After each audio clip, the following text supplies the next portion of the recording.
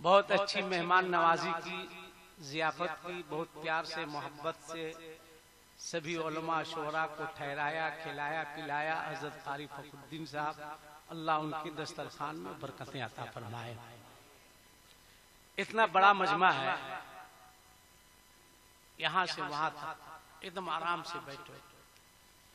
एक बात बताओ, इस्लाम के लिए अगर जरूरत पड़े, क्या आप लोग अपनी जान दे सकते हैं? हाथ उठा के बताओ कितने लोग दे सकते हैं? जो देगा वही उठाओ, उठा के रखो। जान दे सकते हैं? अरे जोर से बोलिए ना, जान दे सकते हैं? जान दे सकते हैं? जान दे सकते हैं? हाथ नीचे कीजिए। ठहरिए, अभी आपको जान नहीं देना है।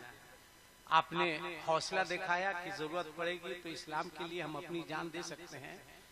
अब इतने बड़े मजमे में कोई ऐसा आदमी है जो कहे कल से अपने चेहरे पर रसूलुल्लाह की सुन्नत दाढ़ी की शक्ल में सजाने का हम वादा करते हैं?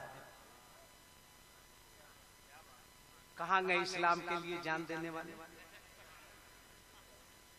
देखिए, एक बच्चा खड़ा हुआ। खड़ा हो जाओ बेटा, खड़ा हो जाओ, खड़ा हो जाओ। माशाल्लाह, माशाल्लाह, अल्लाह सलामत रखे। माशाल्लाह।